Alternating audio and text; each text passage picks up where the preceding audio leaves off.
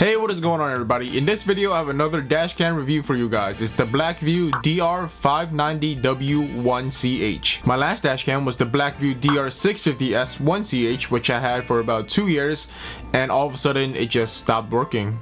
Would not turn on and the warranty expired on it, and I even tore the bitch apart and replaced the battery, or at least what I assumed to be the battery, played around with the motherboard, and just nothing happened. Since it was Black Friday, I thought it would be as good of a time as any to find a replacement. Now, they don't make my old 650S series anymore. Instead, the replacement for that was the 750S series, but instead I went with the lower trim 590W series. Now, why would I do that, you may ask? Well, one of the main reasons is price. The 750 single cam starts out at like $270 bucks, and that's how much I paid for my 650 when I first got it. And to some extent I regretted it, because there were a lot of features on it that I guess which is what made up the price, and me personally, I never even touched those features at all. I looked at them and I thought it was cool to have, but I barely used them, so I didn't think of the extra features that came with it.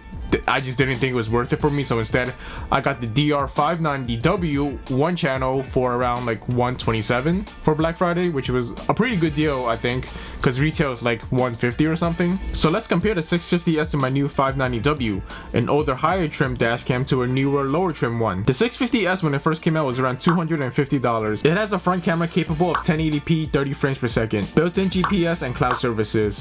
When I read that, I thought it was fucking dope, because you can access the dash cam from your phone from anywhere. But of course, there's a catch.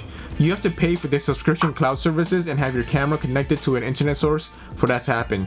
So in-car 4G or some type of hotspot. A proximity sensor, which basically meant if you put your finger over the sensor, it would activate a feature, which was either one of two: manual recording or toggling audio recording. Half the time it wasn't even that effective, nor did I really use it. Those were just the difference in features that the 650S had that the 590W did not have. Both still have parking mode, audio recording, built-in Wi-Fi, take SD cards up to 128 gigabytes, and impact detection, and all that good stuff. So now let's talk about features that the 590W has that the 650 does not. Based on what I found, there's actually two different versions of the 590, just the DR590 and then the DR590W. And what the W stands for is what I believe is Wi-Fi. With Wi-Fi, you can actually access the camera through your phone with their app. You can view footage, download footage, change settings, or see like a live view of what the camera is seeing with your phone. Otherwise, you would just have to manually take the SD card out of the camera and put it in a computer or something. Anyways, the 590W has a camera capable of 1080p 60 frames per second. Side note, this kind of shows you how fast technology is updating, because they used to be struggling to get like 1080p 30 frames per second, but now the standard is 1080p 60 frames per second, and they even offer dash cams in 4K now. So 1080p 60 frames per second from a Sony Starvis CMOS sensor. I don't actually know what that means, but it sounds fancy, so it must be good. This camera also offers what they call night vision, and I'll put up a comparison later with it on and off to see if it actually makes a difference. This one does not have cloud services, which I don't care about, and no built-in GPS.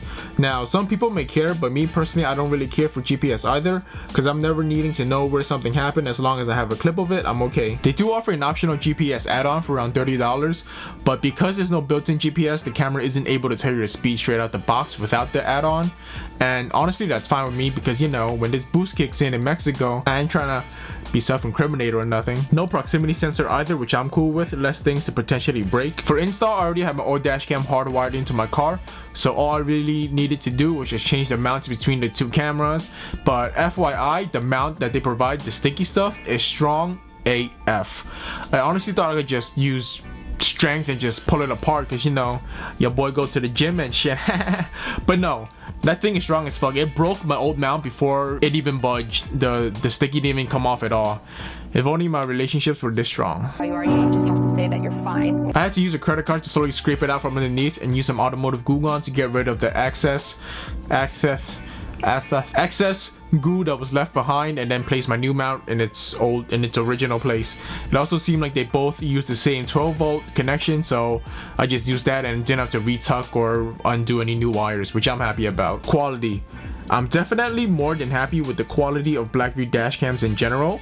Does the 60 frames make a difference? It definitely looks smoother when playing back on my phone. When I pause it at any point, I can make out numbers and other letters more clearly than the 30 frames footage. Keep in mind that it may be a bit hard to tell in this video because, well, this video that I'm in right now is recorded in 24 frames per second and will be exported in 24 frames per second. So all the 60 frames footage will be downsampled to 24. All the 30 frames footage will also be downsampled to 24. User interface. There's really only one button on this dash cam, which I love because less is more.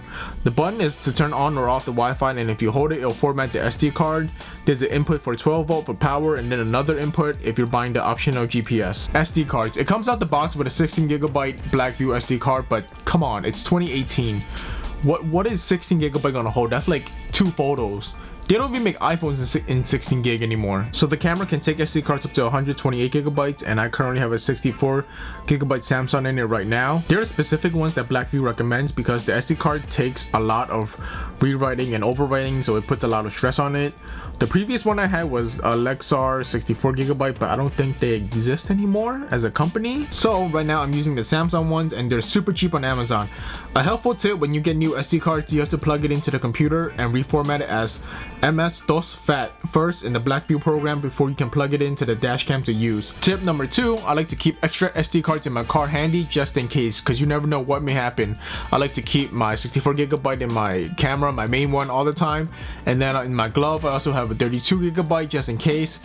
And if it really comes down to it, I even have my BlackVue 16GB also in my glove compartment just in case. So to wrap it all up, I definitely recommend BlackVue dash cams because they're sleek, easy to use, and I guess somewhat cheap, or I guess you can say affordable. I like their Magic Box Pro especially because it allows me to use parking mode without draining my battery. BlackVue is one of the top dashcam companies out there for a reason, and I know there are other good ones out there too, like Garmin, ThinkWear, but I honestly have no experience with them, so I can't tell you if I recommend them or not because I've never used them.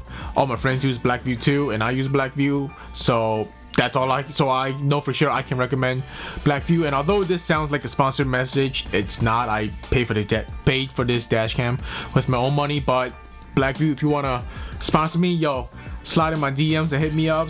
I'm down for it too. But yeah, my BlackVue DR590W I would say is the bare minimum in the line of BlackVue dash cams. It's like the base model. I'm definitely more than happy with it so far, and fingers crossed it lasts longer this time, maybe last the lifespan of my car. And as always, if you have questions, comments, leave them below or send them or whatever, and catch you guys in the next one.